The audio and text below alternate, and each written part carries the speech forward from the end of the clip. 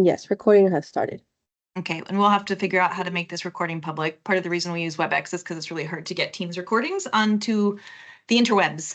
So, hi everyone. This is our last advisory committee meeting of the year. I can't believe we're here, and if we were working at a fast pace, we're working at an even faster pace for the next month or so. So let's dive in. Next slide, please. And welcome, everyone. Yeah, and hello. Welcome. Thank you for sticking it out with our technical issues this morning. You all showed up on time. Thank you. Our technology didn't cooperate, and we know our group agreements by this time. Next slide.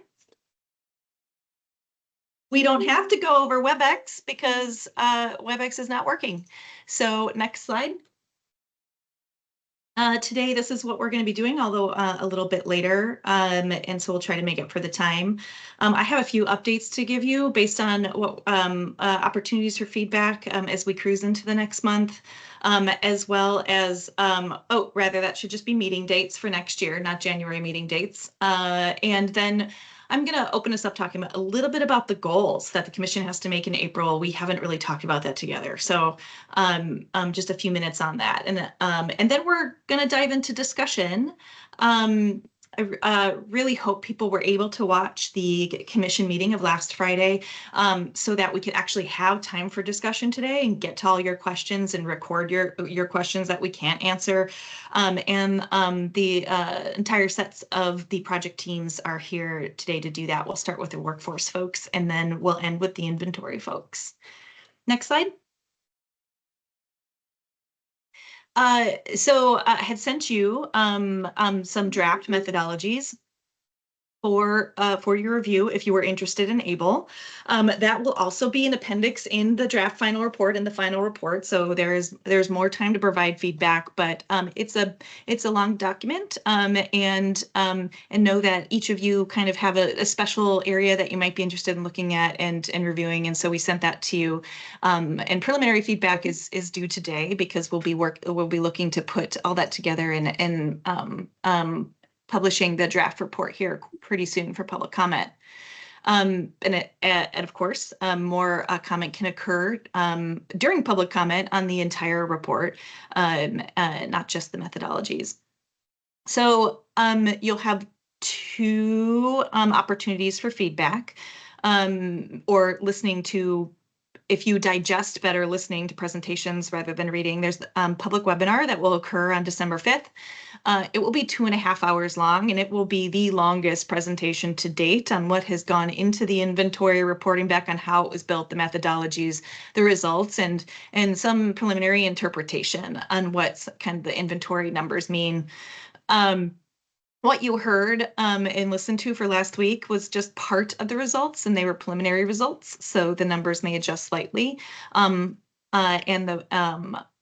so that the public webinar will be the first time kind of like the total results will be presented.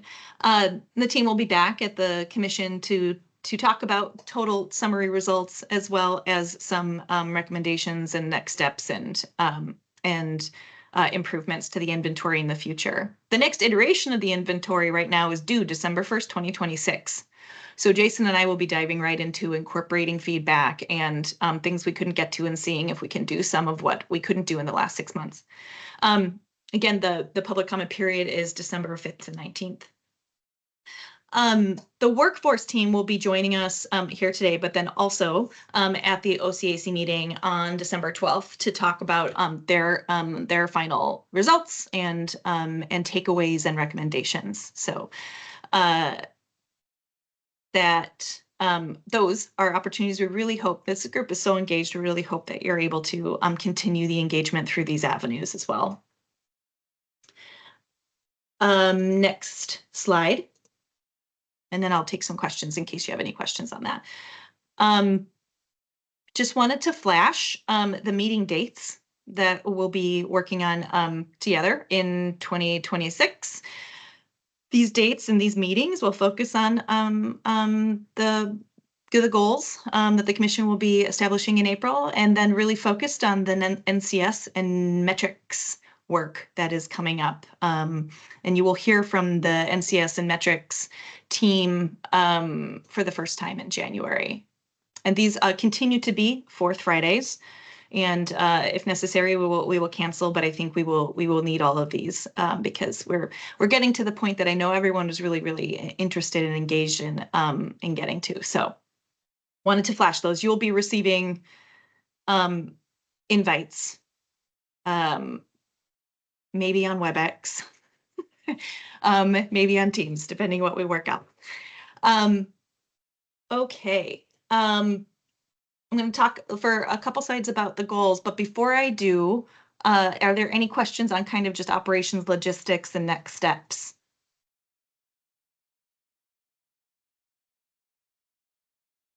Okay. How soon do you expect we'll get the invites? They can go out this week. I think I'm going to be troubleshooting with Jen a little bit on WebEx. You know what I might do? We could just have a hold or something. We can have a hold. I'll make sure I send out the holds like immediately after this meeting, and then we'll troubleshoot our tech and an update as necessary. Great, thanks. Yeah, thanks, Megan. Okay, next slide. Oh, you can click, and click, Jen. Silly animations. So, you know, we've been really, or like I've been really focused up to this point on like the work streams and what we're doing to establish the NCS program. Obviously, that's kind of like where my main thoughts are. And we're setting up, you know, I've mentioned we're setting up those 2 accounting systems so that we can know, you know, what's happening on the landscape and track what we're doing on the landscape. And however, there is a third and fourth direction or like focus of this work, which is that the commission needs to establish and adopt carbon sequestration and storage goals, and they will do so in April 2026. And the work that we're doing leads up to that decision point. All of the information within these reports and work informs what kind of goal the commission might adopt. And this committee will be involved in those discussions. Next slide, Jen. So I just wanted to kind of highlight and not get into the weeds right now, because this will start in earnest in January and there'll be a much more fleshed out direction and presentation for you all. But particularly for the inventory and the NCS and metrics work, there are like numbers, information in there that will be guiding the final staff report that goes to the commission on what they should consider for goals. And so Jason and I will work with the chair and bring a preliminary approach to the advisory committee to discuss, and then we'll get into drafting and also conferring with our contractors and their expertise in the space to draft a staff report and then present the final staff report to the commission. And we imagine, you know, they'll kind of be just, we have to kind of frame up what the commission needs to discuss. So the commission will be considering that, you know, there already was a recommended goal established in the 2021 proposal that the commission put forth. And do we want to adjust that goal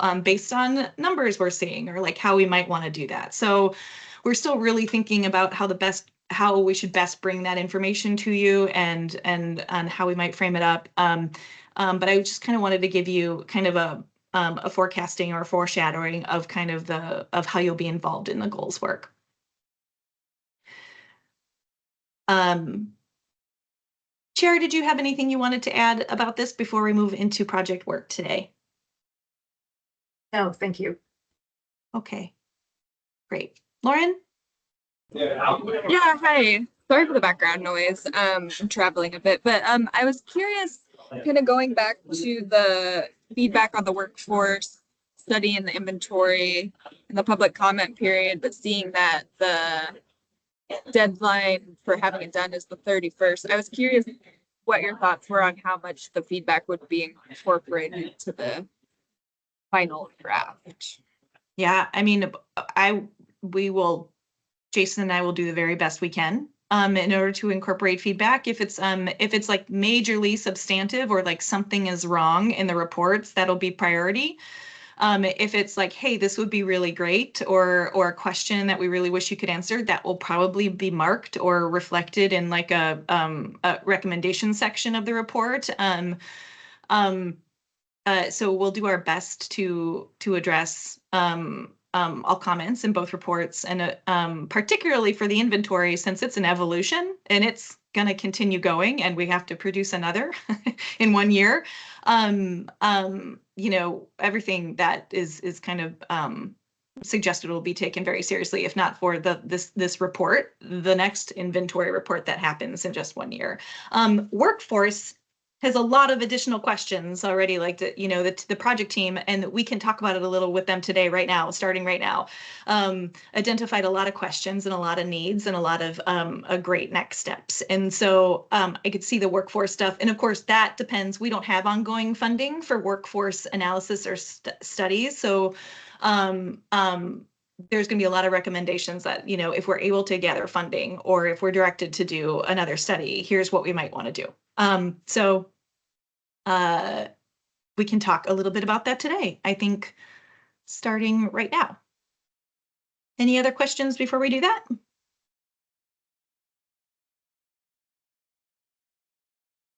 All righty, next slide, Jen. And then I welcome the project team. These are the questions that we kind of put in the agenda for today, and that we hope you reflect on while you're listening to the presentation recording. And I will invite this project team to come forward and start the facilitated discussion. I know on their minds, they kind of wanted to do kind of a raise of hands, who was able to watch the recording. They have a couple summary slides in case people were not, but we really hope that folks have. Okay. I'm looking at hands.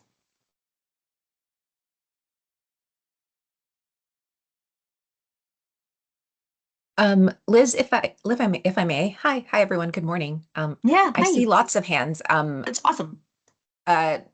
Should we go through those first, and then we could sort of gauge if kind of like a truncated version of the presentation of the recommendations are needed? Up to you.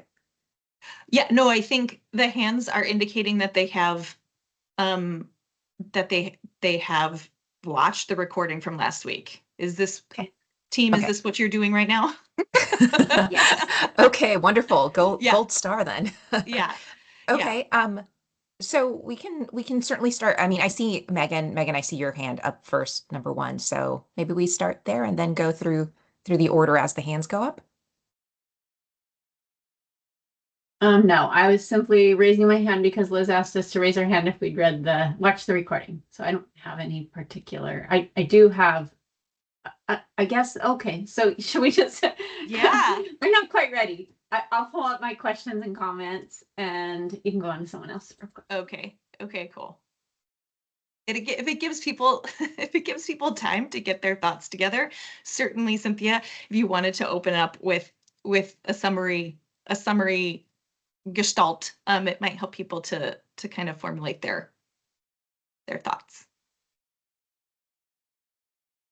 Sure. So would it make sense? Sorry, Liz. Oh, so would it make sense for us to go through the slides, the slides that we shared with you? I don't know if they're already as part of this deck. We can certainly go into it.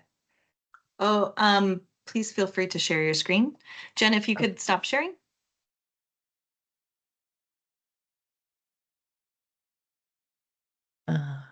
Let's see here.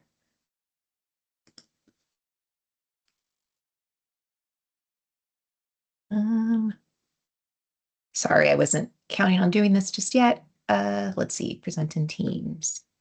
Present.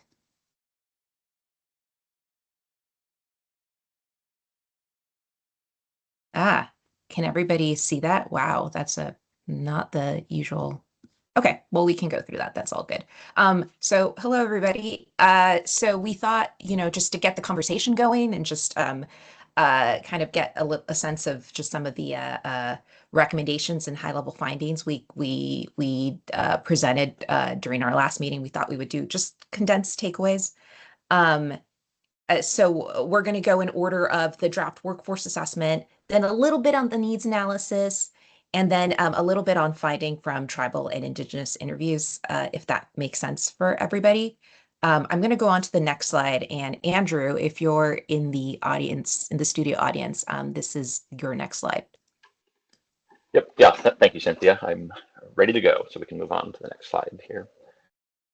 So very obviously very condensed version of our work here. We have one slide. If you watched the presentation from last week or the earlier presentation, you will have seen a taste of what's in the broader report. And there's a lot more detail in the report. And in our piece at Echo Northwest really was this draft workforce assessment. What are conditions on the ground today? What are some recent trends? And I would say this is, our hope is that our findings are not necessarily terribly surprising, that they do resonate.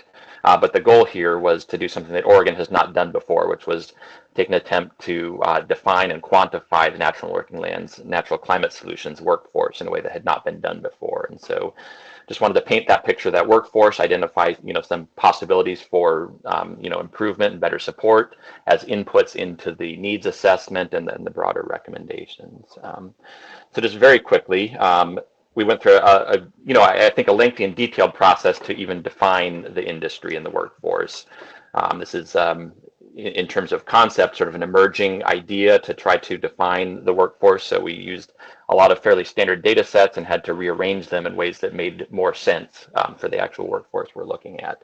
It was an iterative process working with Odo and others, feedback from committees and so on to come up with a definition. And then we tried to describe that workforce both from a sort of employer perspective as well as from a worker perspective, looking at the characteristics of firms, the skills that workers need, et cetera, and recognized the fact that you all know that a lot of this work is sort of very broad.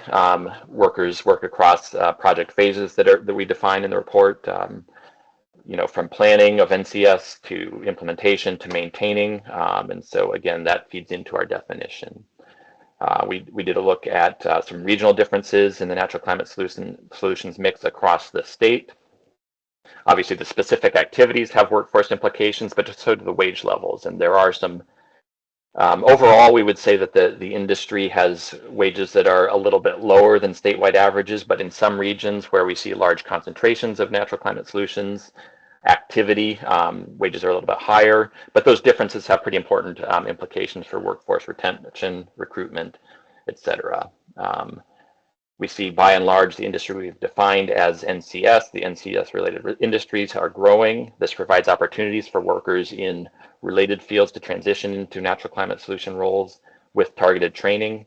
An important point that we try to make in the report is that what we're looking at is employers, industries that many of the entities within those are implementing natural climate solutions, but many are not. At the same time, they have the skills, the training, working in fields that are related to natural climate solutions. And so there's opportunity for expanding the work itself, and also some need for specific training that is not necessarily captured at the high level description. And then finally, we see, again, probably not surprising to anybody, but underrepresentation of women and unequal BIPOC representation across the industries and occupations that we're looking at. And we always see that as opportunities to not only promote sort of equity and diversity, but also to expand labor force, workforce pools when there are pinch points. When we can remove barriers to access and understanding about opportunities, that just broadens the potential worker base that employers can draw from, again, potentially relieving pressure that we might see out in the field. And so that is my very brief overview, and looking forward to the discussion. Thanks, Andrew. I saw Ellen's hand up, and I just also, and Andrea's is Megan's is up, excuse me. And so just wanted to offer the floor. Megan, is it okay if Ellen goes first? Okay, Ellen? I thought that the workforce evaluation was fascinating. You thought what, honey? Oh, Sorry, I'm at my dad's. He thought I was talking to him. That is okay. Um, No, I thought though, excuse me. I thought it was super interesting, and I really appreciated too the breakdown of the regions and what percentage of the employment in different regions across the state was related to NCS. And I think that's really important because I think a lot of the NCS gets focused, or a lot of the conversation gets focused a little more sort of west side-ish, Willamette Valley-ish. But when you looked at Eastern Oregon, I think it was 13%, which was the highest of all the regions. And so we really need to be thinking about how to support those efforts that are further away from the valley, I guess. And but I really appreciated the breakdown of the different, just all the different slides that were presented. I thought it was really interesting and really useful. Great. Well, thank you. Glad it resonated. And I totally agree on the point made as well about these are things, opportunities across the state, and need to focus energies where the opportunities lie. Yes, I appreciate that reflection, Ellen, and I think that sense certainly came through in a lot of the interviews we did, and I hope is also reflected in the recommendation section as well. We're really thinking about some of the particular needs that are, challenges throughout the state, but are more disproportionately felt in rural areas. There's also some reflections and recommendations around the lack of housing and transportation options in the and sort of the disproportionate effect on other areas. And I know certainly, as part of our tribal engagement, that's certainly come up through our tribal interviews as well. So yeah, appreciate that. Megan? Yeah. Maybe I'll share some of the highlights and things that really resonated with me and our work and what we see. In the SWOT analysis, some of the weaknesses, acknowledging few workers in rural areas and reliance on grants really resonated. The whole conversation near the end and in the threats section around uncertain federal funding was super spot on and really key. In the analysis findings, there was language around need for training, and that farm service providers need NCS training, and that is absolutely true in my perspective. We talked about that a little bit here on some of these advisory committee calls. And the need for expanded training opportunities, which is aligned with that. And similarly, the increased learning opportunities in the ag sector to better integrate NCS on working lands all really resonated, and I was pleased to see those recommendations there. There were a couple of questions, just two, I think, questions that I had, and for different people. One was in the NCS industry employment takeaways. I think that was the section it was in. There was the statement that crop and nursery farm workers and farm and ranch managers have high levels of self-employment. And I was a little curious about high levels of self-employment for farm workers. So I think most farm workers, I'm not totally sure, but I think most farm workers are contract laborers. And although I think some are employed by contract organizations or businesses. So I'm just wondering where that language came from, and if it might be helpful to clarify that a little bit, just so the community learns a little bit more about that. So if anyone can explain that one, that'd be great. Yeah. Thank you for the question there. That's a great point. So obviously we're limited on the data that we see, and it's always possible that they're wrong. But I think where that statement came from was our analysis of data from the employment department, where they provide a lot of information about the industry in which a worker in a given occupation is employed. And if they are not employed by an employer, if they're self-employed, for example, they're classified as self-employed. So I think what you're describing could be, is true, but a lot of those farm workers are perhaps independent contractors. They're also, family employees on farms and so on that would be counted as self-employed, not employed by a business, if that makes sense. Okay, And that might be based on helpful the to data, break we see out. a much higher share for those. Yeah, and Mike can clarify too, I think probably, but it's very different situation than a farm owner, for example. Yep. Mike, do you want to comment on that one before I ask my other question? Yeah, I do. Somehow I lost my camera. I don't know what I'm doing, but I hope you You can look hear great. me. Yep, we see Okay. you and we hear you. Okay, great. Thank you. Farm workers. Most all of them are employed by the farmer. There are some farm labor contractors, but most throughout Oregon are employed by the farmer. Some of them would be maybe considered private contractors. They come and go, but the majority of them are employed by a farmer. Thank you. Okay, my other question was for Rio.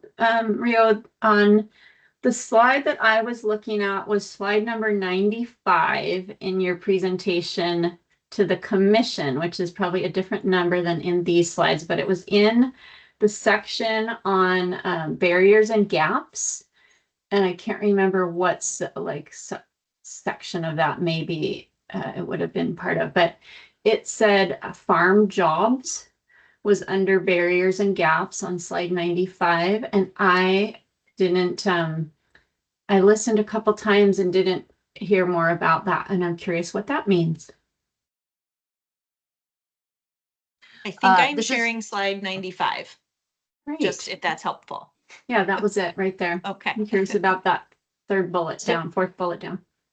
Hi, Megan. I'm Rahi Reddy with Estelano Advisors, and I'm going to answer that question.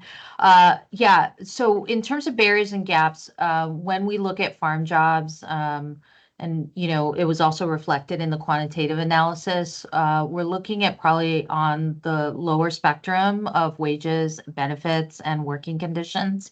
And so when we were looking at, kind of farming jobs and farm worker jobs, they tend to be more immigrant labor, more precarious situations, more challenges around housing and other kinds of support. And so in the kind of current conditions, those jobs are really a challenge in terms of when we think about how do we uplift.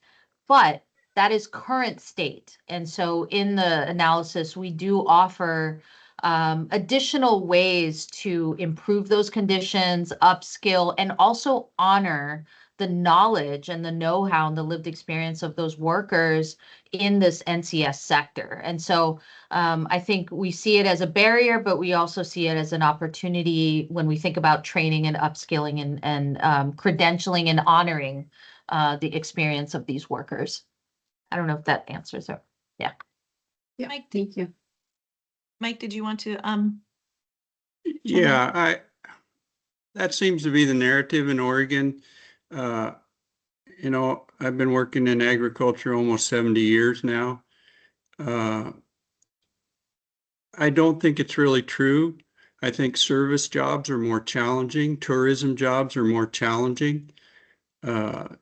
In our sector, certainly in Hood River and Wasco County, we provide housing, which is never included in the calculations, which is disappointing because in Hood River County, if we house a family, it's worth over $20,000 a year, which is never included in the calculations. So that those types of things really skew that. And also the wage thing, wages are much different than they've been in the last few years in agriculture because there's shortage. So again, I would really challenge that's one of the challenges is just farm work is a challenge. I just question that. Thanks, Mike. Because I'm so outside this realm, are you saying that it's like is it just an agreement or a regulation in Hood River County that housing is provided, or is that just something that the farm community does in your county, or how I just want clarification on that. Yeah, Hood River and Wasco County have more farm worker housing that's provided by farmers than any other area in the state. But many people, particularly, for example, dairy farms, beef ranches, all provide housing for their workers because a lot of times they're fairly remote.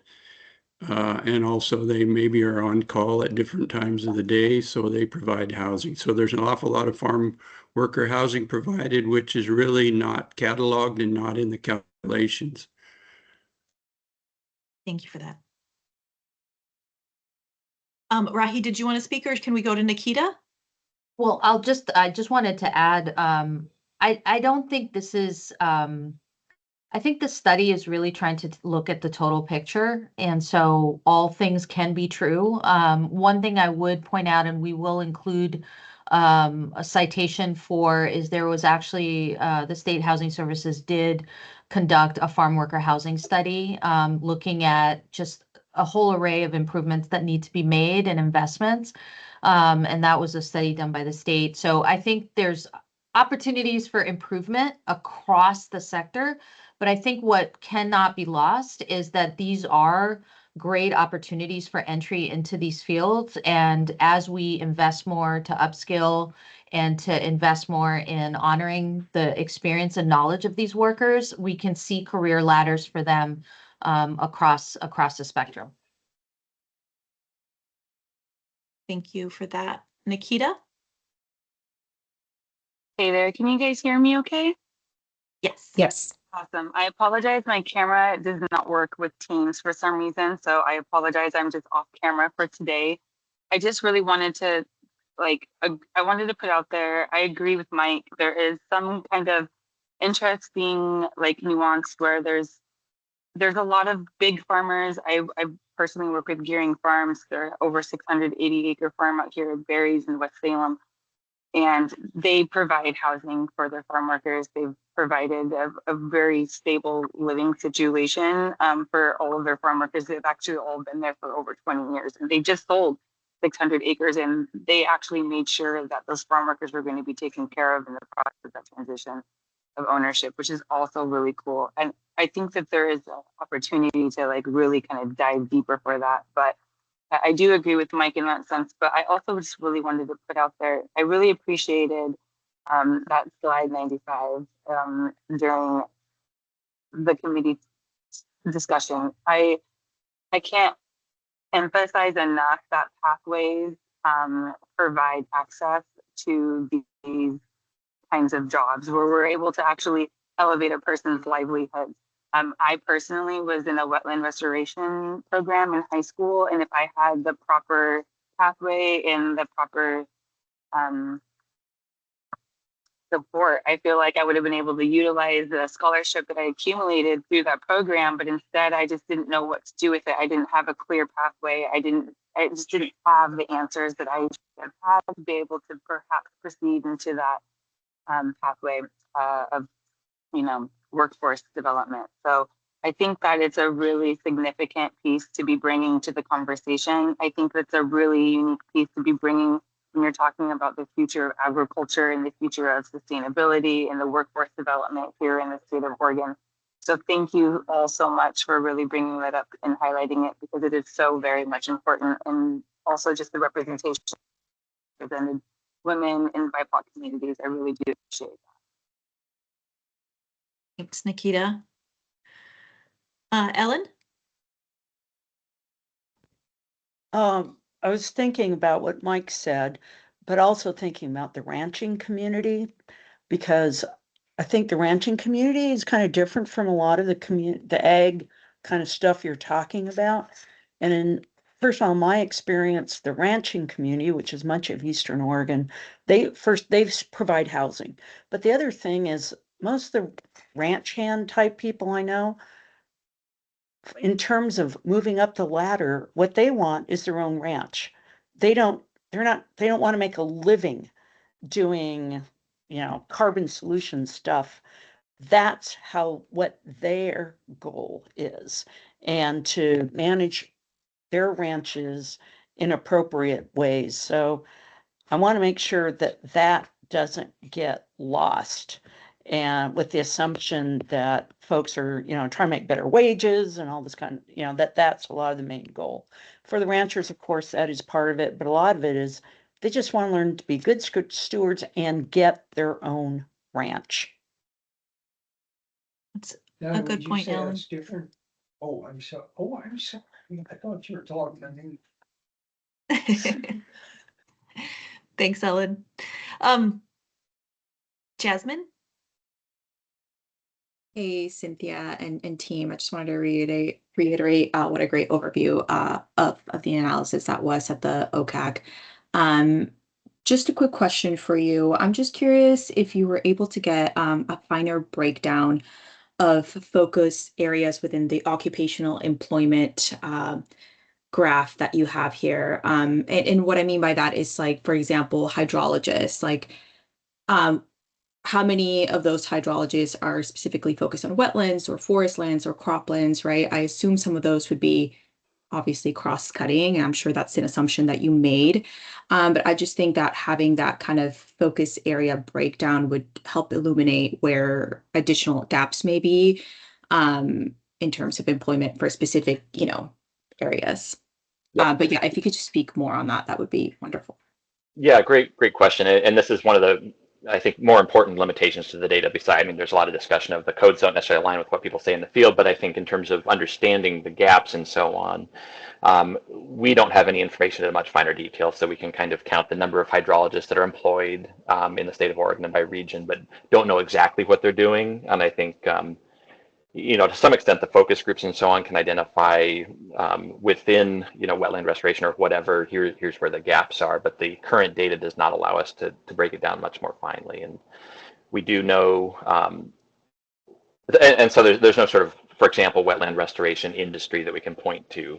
We can, where there is, a well-defined industry that we would say is mostly NCS, then, that's a little easier story, but in many cases we just can't. And it's, I think still sort of these are people who are employed in related industries and have the right skills, but are not necessarily solving a workforce problem within NCS, if that makes sense. Yeah, that makes sense. And I figured that it would be just lack of data. Yeah, yep, for sure. Yep. But very important. Very important, and an area where I think we would all like more detailed information. Thank you. Appreciate it, Andrew. And Jasmine, to that point, just acknowledging that a lot of, as Andrew already established, there are quite a few data limitations to get a kind of more accurate sense of what the NCS workforce looks like. We are kind of developing some recommendations in the final report around how there could be some more finer grain data collection in order to capture those nuances that yourself and other folks really want to see, and I think are really important to measuring the health of this ecosystem over time, because this is going to be a point in time study. New investments, different investments will happen, economic shifts will happen. This might look very different in 5 to 10 years, and being able to get that nuance will be really important. Wonderful. Yeah, it's great that you have those recommendations on there for future improvements. Thank you. Thanks, Jasmine. Lauren? Yeah, thank you so much for the report. And I was really, it was really good to see the barriers around the seasonality challenges and then the opportunities around finding seasonal jobs into year-round. I was just gonna maybe put a finer point on that and a question around. So at TNC, at least, we coordinate with state agencies and put together fire crews around the state to do wildfire mitigation, prescribed burning. And it seems a bit like there's still a bit of a disconnect of identifying ways that we know we have crews going out and doing that work. We have a lot of crews doing fire suppression, but it's not the same folks, but there's opportunities there. And so I didn't quite see then, going down to the recommendations, anything that looked too kind of marrying those ideas of, can we use the same folks that are fighting fires to then, year round do the mitigation efforts and really scale that up. So just kind of wondering maybe where that was in the recommendations, or if there were any other thoughts there. I can start, and Rahi, I know we could chime in. One of the, one thing that may not have been evident in the presentation, but will certainly be present in the report itself, is talking to certain contractors. We do hear that some contractors are doing some of that restoration work during certain seasons, and then doing the fire suppression work during the summers. So there are instances in which some contractors are doing that in order to extend work for their crews. Other contractors are choosing not to, and that's based on one or two contractors that we spoke to that tended to do mostly with the pay structure for the fire suppression. It tends to be different than for some of the other work that they do. So I think it's just a personal decision that contractors are making for their companies and their crews. So we did see a lot of variance between contractors and some of the decisions that they make in order to take on that the firefighting work and fire suppression work. One of the recommendations that we do have, and maybe Rahi, this is where I tee it over to you, is just this idea of looking to bundle contracts as public agencies to kind of help build that economy of scale that contractors really need to extend that, to address the seasonality challenge. And Rahi, maybe I'll turn it over to you to talk more about that. Yeah, I think that, we're happy to hear about the coordination that you're talking about, Lauren. And I think you're gonna see that in the recommendations around regional approach to projects and the ability to align projects in a particular region and really be able to fund and support alignment that can create, year-round employment to address that gap. Also funding and coordinated funding toward workforce training and supply. That's, kind of really being able to like map that out, thinking about both the projects and also the people doing them. And it sounds, and we have models in other sectors where that's been the case. Example in construction and public agencies aligning, their infrastructure projects along a longer time horizon so they can co-invest in workforce development strategies in those construction careers. So we know that there are models out there, and there's also infrastructure at the state to kind of have a regional approach. But it does allow for that, how do we align projects so we can increase more opportunities year round? That's great points. Thank you. Rahi, did you have more to say, or should we go to Mike? Okay, Mike. Right. I just wanted to make a comment about the seasonality thing and a question whether that was adequately, whether questions about that, several speakers just spoke to that, the challenge of keeping people busy all year long and the need for working with other industries or something to be able to keep people, particularly the people in the field, working all the time. I'm sorry, I didn't catch your question. Do you mean like if that's true for all sectors, or maybe it's more true for some sectors than others? Is that where your thoughts were, or? No, is it adequately addressed in the worker survey or the worker report on how that's going to be dealt with, the issue of seasonality with the workforce? Okay, so just like to make sure that it's like brought out fully. Yeah. Agreed. Because it's such an interesting point, was interesting information. I agree. Okay. We've exhausted our current hands. I might invite Serena to do kind of open up the discussion in the work that she has been doing, talking with tribal organizations and tribal nations. If I don't know if we wanted to share Serena's slide or if that kind of as a recap. It looks like she may have had to drop off. Oh, she was just here a second ago. Okay. She may still be here, but she put a note in the chat 2 minutes ago saying she was going to have to drop. Oh, okay. I see. Sorry, I did not see that. Cynthia, would you like to speak to any of the summary slides or ask another question from our agenda? Sure. Yeah, I mean, would it be helpful to share some of, I mean, obviously Serena's in the best position to talk about this content, but we do have the slides from her from her presentation that we could certainly flash up on screen if that's helpful. It could be. I was specifically interested if she was here with us today and wanted to get to that.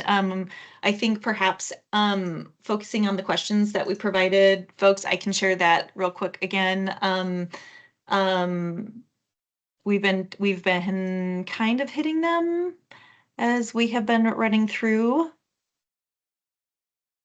And I'll just put them here. I think everyone's been doing a great job of asking for clarifications. And we've been talking about what might be important to draw out in the final report. If there are any additions from what people have heard folks say already. You know, we just got through talking about how important it is to draw out the seasonality issues and models there. And we heard Nikita mention that like pathways and talking about pathways to job development and career ladder is important to draw out as well. I think we heard clearly too that it's like there is a lot of nuance when it comes to supporting workers across Oregon, and providing a recommendation on maybe looking more closely at that nuance would provide a fairer or more complete picture. Is there anything else that folks are thinking of, whether it's, you know, your favorite recommendation or other things that struck you that you might want to share? Dean Moberg is not here with us today, but he also had a few thoughts that'll probably pop in the chat as we continue talking.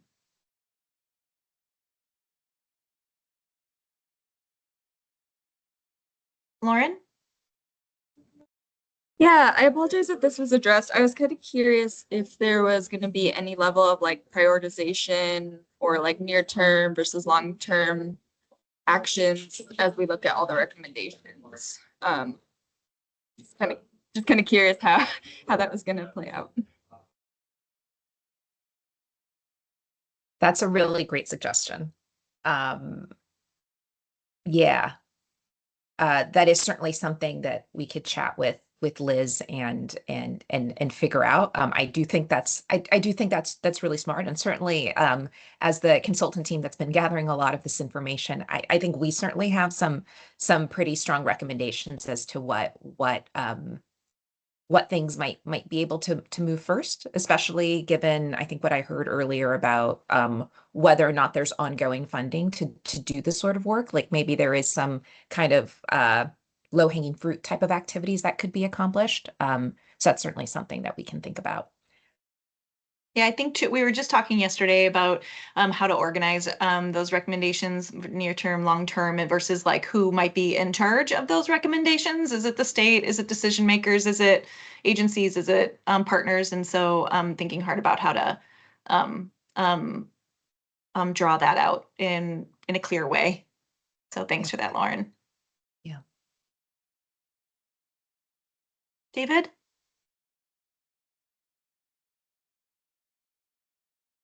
I had a quick question about tribal employment, specifically in fisheries.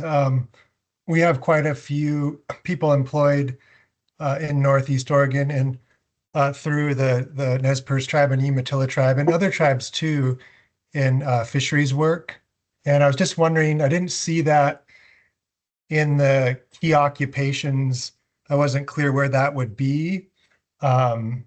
And also just reiterating that those are jobs that tend to be really stable and provide benefits for folks. And they do have some seasonal employees, but there's a lot of full-time work there too. So good benefits for people as well. So the tribes are able to, provide some buffer against some of the seasonality and lack of stability. Just kind of wondering where that's captured, if the fisheries is captured in the NCS jobs. Thank you.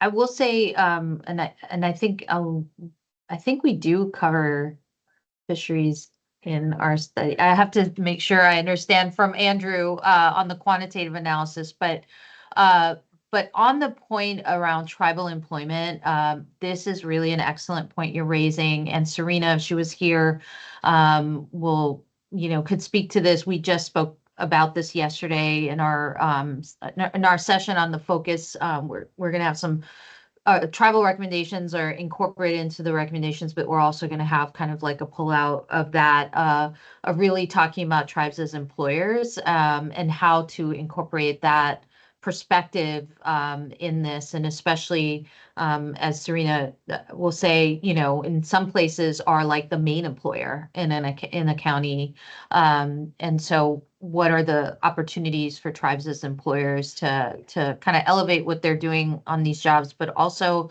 the opportunities to be employed by tribes, because they're constantly hiring for NCS work.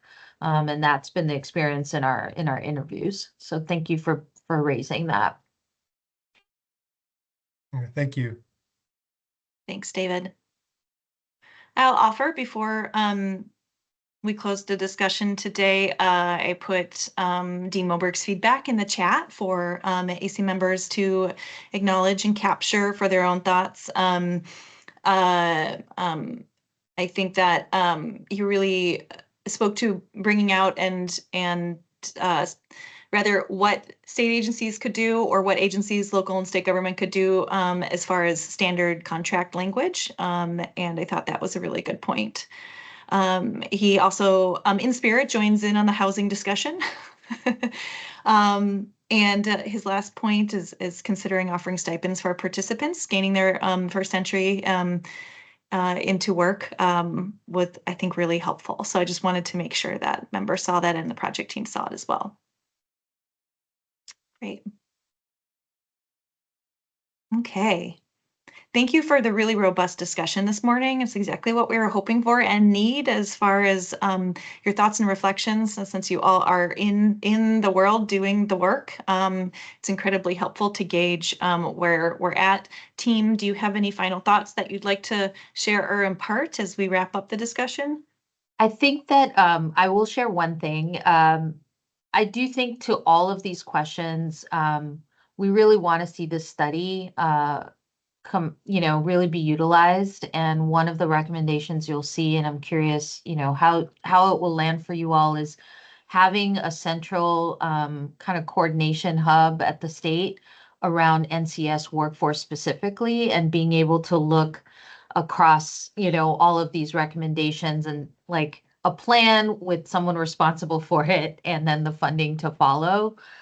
Because we really see all of these strategies and recommendations as interconnected, and ultimately, really centering the workers and centering the opportunities there. So you will see that in the recommendations, and I'm excited to hear what you think about how that could be operationalized and implemented at the state level. Awesome.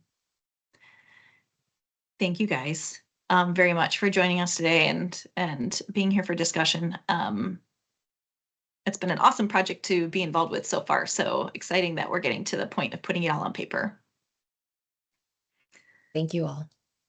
Cool.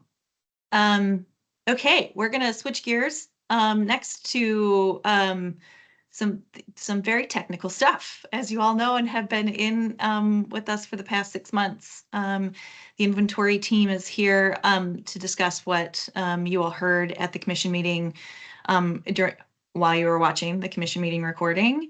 And I think, Jen, if you could just flash this last slide in our deck of the question. Yes.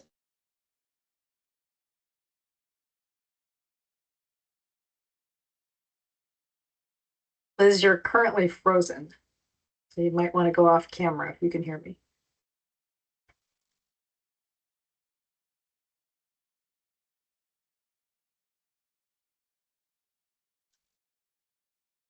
Is Liz frozen for others?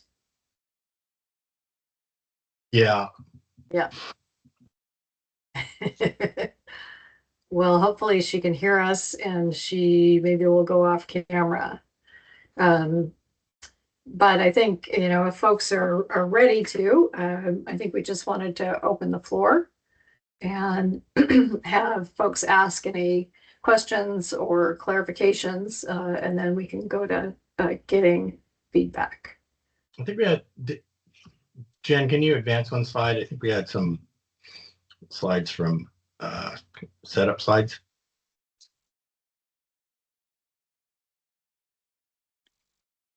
I think that Liz said this was the last slide, but I may have misunderstood. Yes, this is the last slide. Okay. Yeah.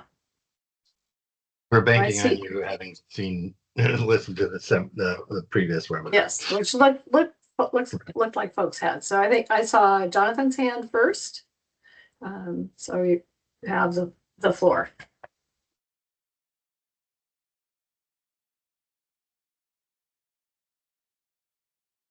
I can't hear you, Jonathan. I can't see you now. Sorry, I forgot to unmute. That's okay. Maybe in like 5 more years of using Teams, I'll get used to it. I have several questions, but I won't try and ask them all now. But I was really surprised to see that inland wetlands, so non-tidal wetlands, were identified as net emitters. Presumably, if I listened and read correctly, because of methane emissions. And I'm not contesting the science. If that's the truth, that's the truth. Although it was surprising. But the issue it raised for me was, how does that relate then to all of the data about drained organic soils, like in cropland, in forest land, throughout all the different land use sectors, drained organic soils kept coming up. And if those are net emitters when they're in their natural state, then I'm just a little confused about how having them, be drained would then end up being a loss of carbon uptake or carbon. I mean, I know we would lose the sequestration of existing carbon, but if they're net emitters as functioning wetlands for their other great reasons to exist, presumably draining them would actually oddly be a net benefit for the carbon pool. I see Steve's hand went up, and I think Steve was the boss of this wetland work. So I'll turn it over to you, Steve. Yeah, thank you. Great question. So wetlands accumulate carbon slowly over very long periods. And peatlands, coastal wetlands, it can be thousands of years. They emit methane in a freshwater condition. And so methane is emitted as carbon is accumulated within the soils. But methane has a half-life of about 12 years. And so within 100 years, a lot of the methane is converted to CO2 in water. And so over the long period of time, they're very strong removers of greenhouse gases from the atmosphere. Over the short time frame, it can be a wash one way or another. There can be slight emitters on average. There can be slight removers depending upon certain conditions. But when you convert them to, let's say, agriculture, and you drain those wetland soils, what you end up doing is you reduce methane a little bit down to zero, but you emit a lot of CO2 in that process. So they go from being, a net slight source of methane over the annual to century timeframe to being very strong emitters. And so what we are recognizing when we look at wetlands within the landscape is a very long history of carbon removals at a very gradual pace, and a small amount of methane emitted at the same time. So that's kind of reflects the balance there. Are you saying, though, that the methane emission, like, I understand that the issue of the relatively short half-life of methane in the atmosphere. But if that methane is being continuously released over time, then the math just is still confusing to me, and maybe I'm just not smart enough. But if a wetland is steadily emitting enough methane to offset the climate benefit of the captured carbon, then when does the equation never becomes positive? So yes, if I'm not in favor of draining wetlands and farming them and losing the peat or anything, but aside from there's that short-term hit of the pool of accumulated carbon in peat or whatever form it's in, you're also gaining the not having methane being released anymore. So I just think that needs to be, I mean, if it's confusing to me, I think I'm a reasonably smart person. Then other readers are likely to be confused by it as well. Yeah. So Yeah, I just Jonathan, try and clarify. I think you raised a good point, and I think making sure that it's well explained in the report will be super important. So thank you. Betsy, I think you were up next. Yeah, well, I'm glad Jonathan brought that up, because that was where I wanted to start too, was questions about drained organic soils. I need to understand what types of land were being included in that. I mean, how much of it was wetland? Is it forest lands after harvest? Is it forest lands converted to a wetland? Is it what are those that you guys are looking at? I can maybe start, and then yeah, Steve and Lena and other folks can chime in. So we had overlaid the land cover data that we had, NLCD, with the Surgo data, which tells us about which soil types are underneath the vegetation. And we were able to disaggregate by soil types. So what is mineral soil and what is organic soil? And we initially made the assumption that if we see organic soils occurring under forest or under any dry land categories, if you will, we would assume that they're drained. Now, that assumption was too simplistic to start with, and we've since revised it.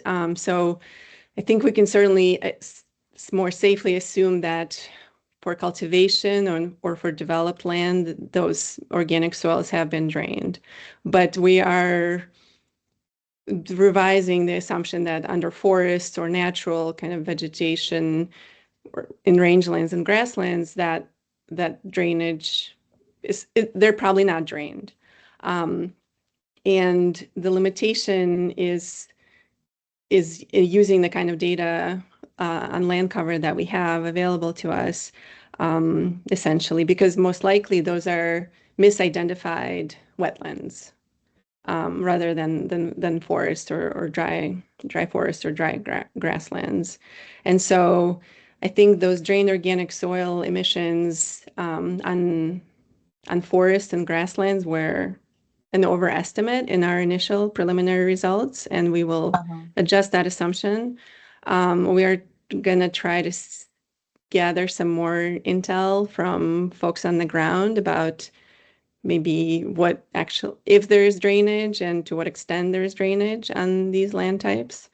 And then the recommendation would be in the future to do additional land surveys and come up with a way to adjust for this misclassification. So that makes sense. But I didn't hear what you said when you said the NLCD was overlaid with what data set? USDA Surgo soil data layer. Oh, thank you. Should I go on, Chair, or should I let other people go and then come back up? Do you have a number of additional questions on different topics? It looks to me like maybe Steve wants to respond to that. Is that correct? So Yeah, maybe we'll stay on this point for a minute and just let Steve. Great. Just to add a little bit here, up in Washington, at UW, Megan Halabaski has been working on a modeling approach for identifying wetlands and organic soils across the state. And it has a lot of promise. And what she's observed is that where we see a wetland, it probably is a wetland still, but we're underestimating wetland area in Washington by a substantial amount. And so the data that we're working with probably underestimates the extent of organic soils and wetlands in Oregon in the inland areas.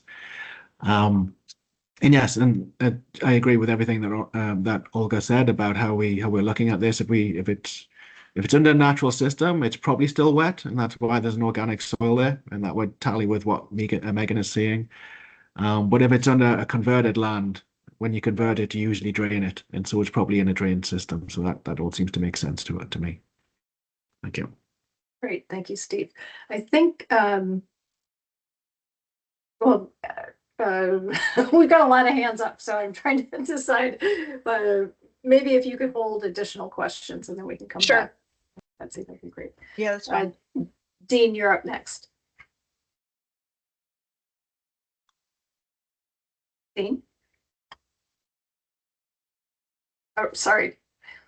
Apologies. Mike, you're up next.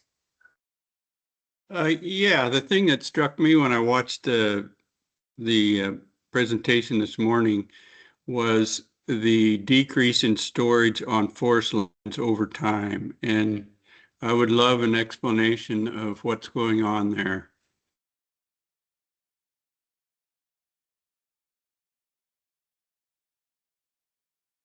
Olga, do you want to take that or start to take that? I can start, yeah, and Anoop can chime in. So there's a couple of things probably, and that is a great question that we may not be able to offer a satisfactory answer at the moment. So again, the NLCD layer that we're using to identify forest versus grassland only tells us about what it sees, like, on the surface, vegetation type. And so we have observed this kind of quite a bit of land going from grasslands to forests and back. And we don't have another way to do that, but I think unfortunately it's sort of it's not a true representation of how much forest there is. And so I think there's kind of some error in that. The other thing is that we were using data from the Forest Inventory Analysis Program from the U.S. Forest Service that measures carbon density in the different forest types, and the sampling cycle is 10 years essentially, and so every 10 years these plots get revisited and resampled. We annualize that data to the extent that we could to kind of have a way to capture temporal differences in carbon densities in forest. But this data and the methodology that the U.S. Forest Service uses is started in 2000. And so we don't actually know what the carbon densities were prior to that, because they were, the data was compiled using different methodology, and for consistency, we just held that constant. But I think what is happening is that there's an overestimation in the early part of the time series in terms of the amount of removals that are happening, because you probably know this better than I do, but there's, harvesting and some reforms related to restrictions to that occurred in the 90s that I think probably mean that there was less kind of carbon stock and accumulation by forest than we're able to estimate.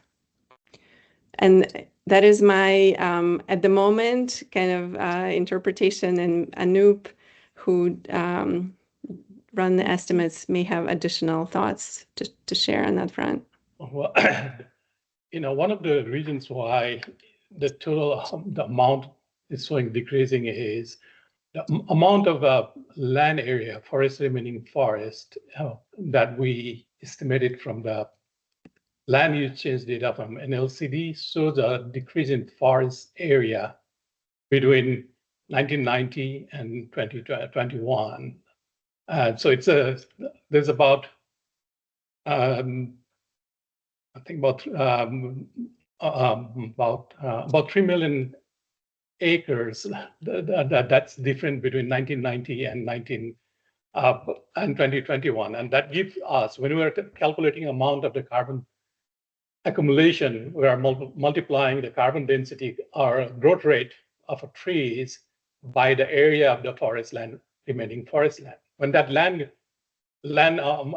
quantity area of the land decreases, then the amount it can sequester or removal will go down as well. And that's one of the reasons why we are seeing the decrease between the prior years and recent years.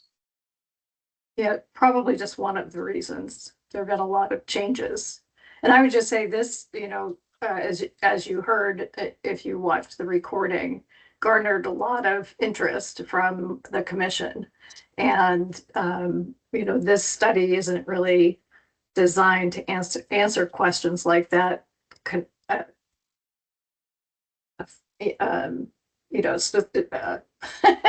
directly, but to identify those questions that need more study. And so certainly that's something that we're going to want to take a closer look at in the future. And that ODF, Oregon Department of Forestry, has done some good work thinking about how, or doing a deeper analysis of what the forest sequestration and emissions look like. So more to come on that. Obviously, it's a really important piece of information. Interesting to hear that maybe there was some overestimation in earlier, in the earlier data sets, because we were just starting off on the FIA plots. But also, it'll be interesting to tease out what else might be happening that we should be paying attention to. So I'm going to go to Megan. Thanks. I would love to be referred. Some of these questions aren't worth taking the whole group's time. So, but I would love a little more clarity about some of the whys. And I think that what you were just saying, Chair McDonald, was that this report and process, or at least to date, wasn't designed to maybe answer some of the whys. And that's just the first thing that I asked when I saw some of the results. It's like, why is that true? Why is that true? Why is that true? And so if there's any information about what we know and what we don't, even just a sentence or two for some of the larger conclusions, that could be, or results, that could be really helpful. And or just a really clear statement at the beginning saying, we don't know why for any of these. That's not what our job was. But I have a few questions about some of the whys, and the first, and I have some very kind of technical questions, so I think I can ask the presenters directly, but I'm curious. There was a statement at the beginning in the preliminary results, net land removals decreased from 68 million metric tons CO2 to 29. That's a huge decrease. And I think, and so would be interested to learn more about that. And also grasslands are net emitters of greenhouse gas emissions, which was surprising to me, given that a lot of them are stable and not disturbed with deep roots. So that was interesting. And then I have some specific questions about, I'm curious similarly why cropland, I think if I understood, cropland carbon removals maybe decreased, if I'm reading right. But wasn't clear about that. And cropland emissions increased. So why? And I would, go ahead, Kathy.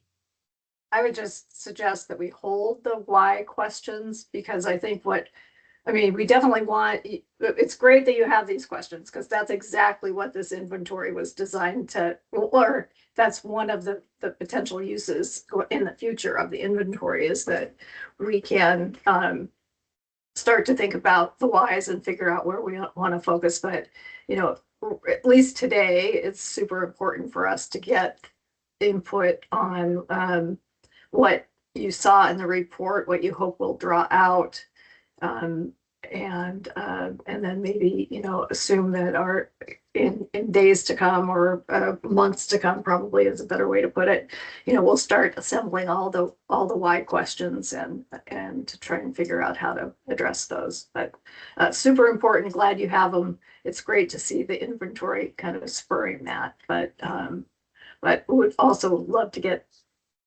things that really resonated with you and or that you think we should emphasize. Okay, I would say all of Megan- those areas Megan's, were yeah. significant and should be drawn out or highlighted. They were all of interest to me. Megan, I had the same questions you had, so great minds think alike. But this is a multi-step process, an evolving process over time. And step one is figuring out what we have. And that's as much as we're able to do in this time frame with this kind of funding.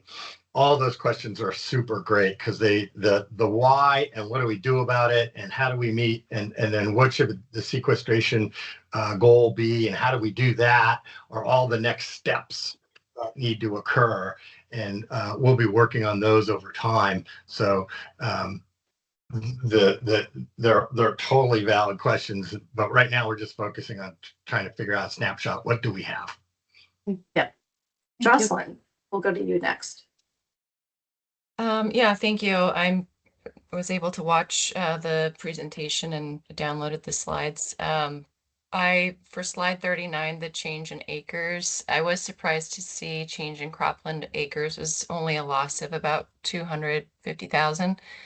I know recent reports have been over 600,000 in just the last recent 5 years. So I wanted to flag that. There's also some farmland lost to these mega mansions where the land itself is no longer farmed, even though it might still be under farm zoning, and that would actually change the carbon value of cropping, either positive or negative. I'm not saying which way, but just wondering about that. And then there is the line item for developed land, and I just wanted to confirm that is acres of green or trees in urban land. Is that correct? We're not actually tracking acres of urban developed land.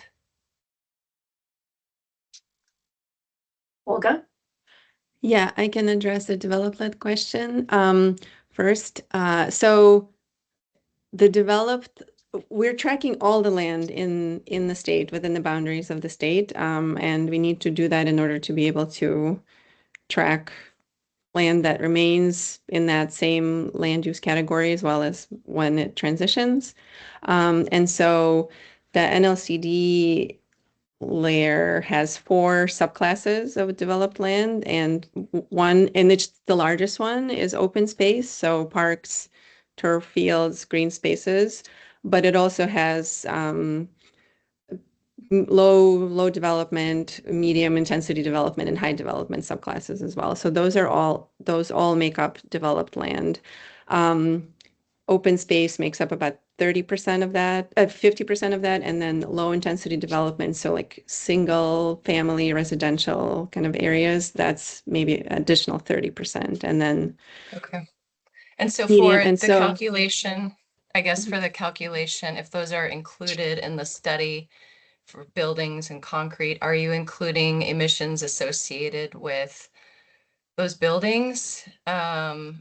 Or the lack of soil, or I was just surprised urban areas was so low if you are including the buildings aspects. So we're, if you mean like emissions from, like electricity emissions from residential areas, we're not including those, but we are kind of looking at urban trees and sequestration from that. We're looking at drained organic soils that may, likely happened when the land was developed. And we are looking at soil carbon losses or gains on developed land. So there's like different dynamics depending on what kind of developed land it is, as you pointed out very rightly. And so some of the grass and park areas in developed land, which are in the open space bucket, could potentially be sequestering more carbon than like a natural grassland that doesn't have any, like that has nominal management. Whereas Okay. when it's paved, it would be losing soil carbon, of course. So Jocelyn, Yeah. it's helpful to keep in mind there are separate types of inventories. We've got the sector-based inventory, the land-based, township-based inventory. The sector-based inventory covers all emissions from fossil fuel use and any kind of electricity that we use that uses natural gas or other kinds of fossil fuels that creates greenhouse gas emissions. All those buildings, whether they use electricity or natural gas, their emissions are captured in the sector-based, and then the natural-based is just related to the land. So and they don't really overlap. Yeah, I guess my point would be what we really do need to track is urban tree coverage, right? Or acres of land in these. So the acres there for developed land, while it's useful, what we really need to know is how much of those urban designated spaces are green and actually working for this. I guess I have a ton of comments and kind of similar to Megan, but one just larger comment. You know, on slide 58, we are listing urban trees as a sink, but on slide 52 under cropland, we are not counting farm trees as a sink. Can you explain, you know, we've got Christmas tree farms, cherries, hazelnuts, lots of acres of those. Can you explain why the perennial crops do not have a line item for similar to urban trees? Yeah, so we are looking at biomass carbon fluxes on cropland, which is primarily related to, like woody crops. It's just, it's a very small accumulation. I don't know if we have the same numbering of slides on slide 34 in my slide deck, where there's results for cropland. One of the lines is biomass, which represents accumulation of by woody crops like hazelnuts and berries and things like that. The acreage is quite small compared to all the other crops, and so that number is just not very large. Yeah, and I recognize that. I'm just, again, wondering what is the acreage of urban trees versus the acreage of farmed trees, right? There's nowhere that, at least in the state report, shows that. So I think that would be interesting for the reader. Okay. And then, you know, I still do question a little bit about like why agricultural soils, we have nitrous oxide and methane emissions, if that is already covered. The fertilizer-based nitrous oxide emissions are covered in the other inventory. Why USGS fertilizer data was used if that is already in the separate inventory. Yeah, so the soil carbon fluxes are estimated using a model that has to be parameterized, and you know, you need to input kind of management information about the crops, which includes, you know, tillage, which includes amount of fertilization that happens, and so that information then is an input into the model to be able to estimate changes in carbon and soil carbon. But as you rightly pointed out, the nitrous oxide emissions from fertilizer are accounted for in the sector-based inventory. There are additional emissions of nitrous oxide from drained organic soils. So that's what you're seeing there as well. Okay, yeah, Hey, I was Jocelyn. curious about how you how do you subtract that out from I understand the model requires you to put it in, but then how do you make sure you're not including that nitrogen that was applied because it's in the other inventory.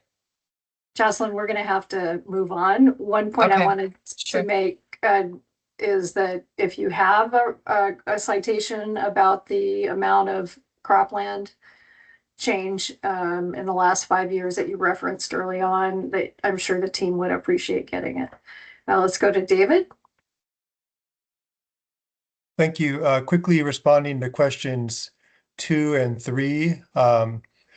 When I was looking at the results that gave us removals and emissions for each of the land cover types, I just wanted to keep in mind the stocks and make sure that people looking at this in the future, when they're interpreting the data, would be aware that the stocks are really important too, because that's carbon that's not in the atmosphere and can take a very long time to reaccumulate. And so in terms of interpreting the data and actions that we might want to take, just wanting to see that in the report alongside the fluxes so that we can just avoid as much as possible interpretations that would push for short-term actions that would cause a lot of emissions in the near term to try to get more removals when we have these a goal of zero emissions in the coming decades. Yes, David, the staff are really hoping that we'll have time to put kind of the data that we have on stocks in the report, and to do that in as much detail as possible.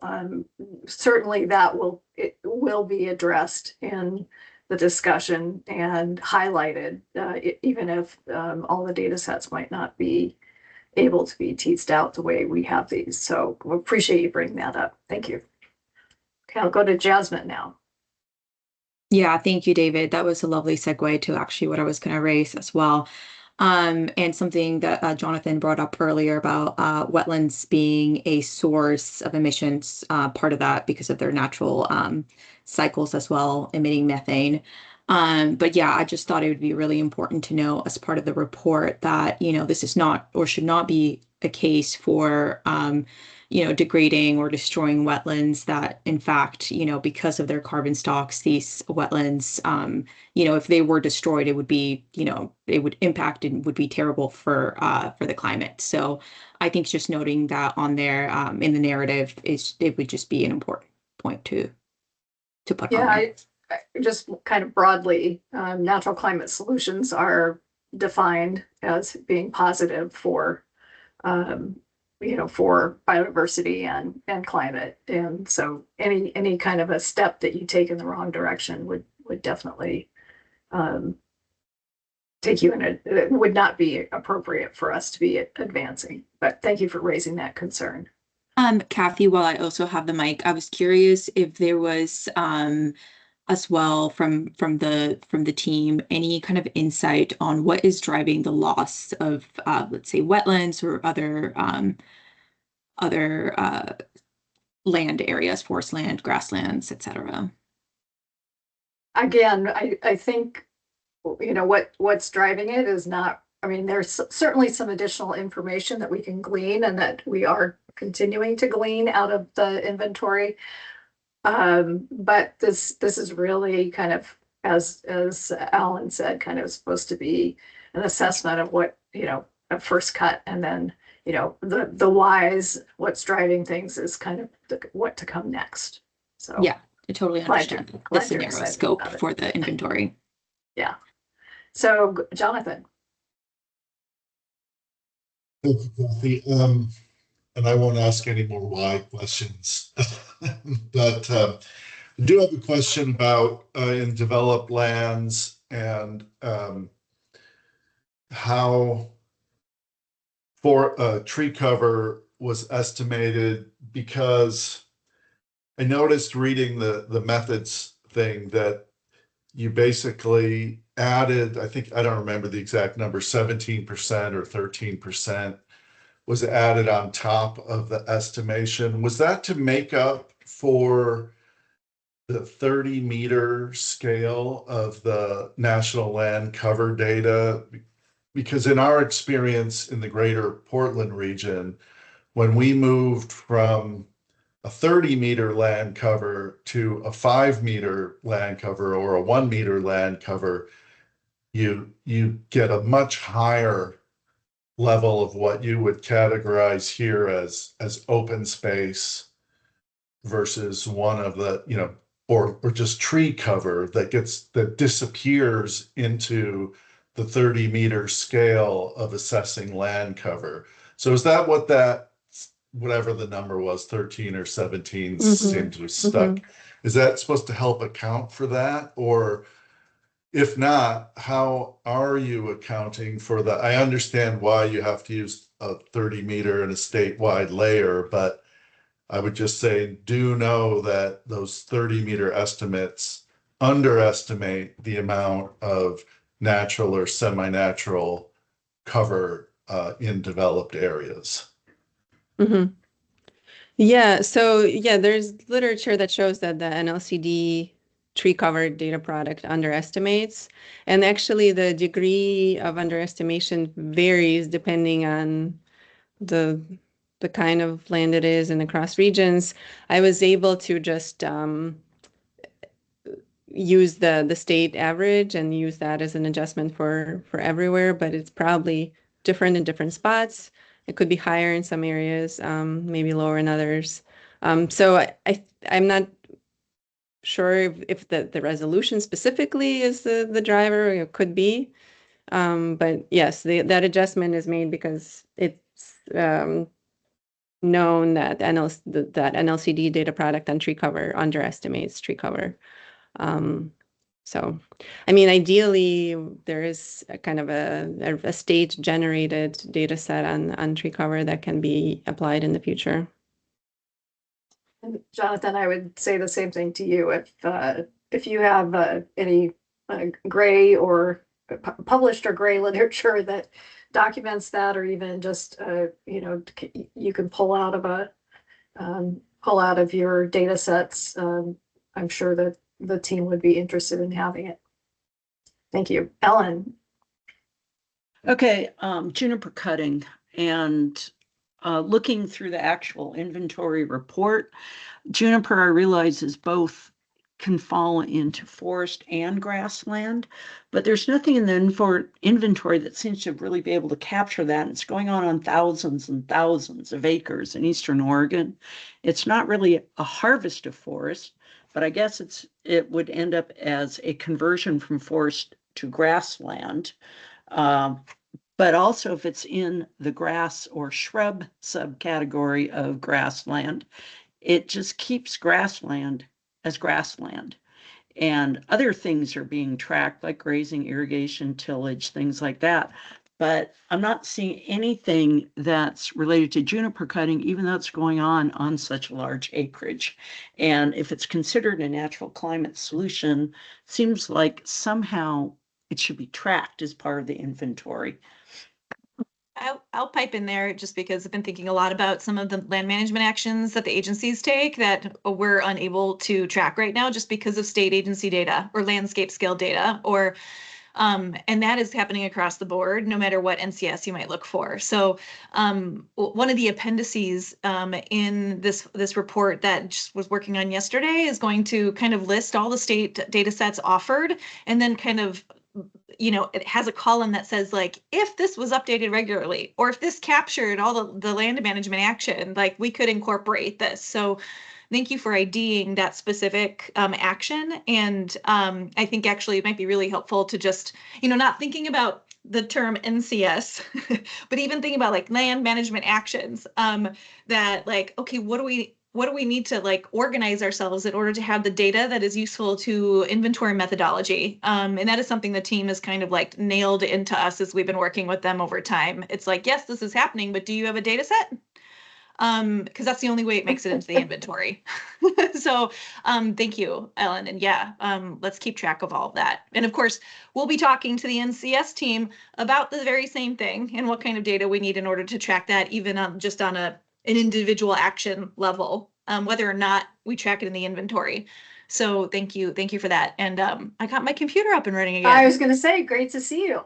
I'll turn things back to you, Liz.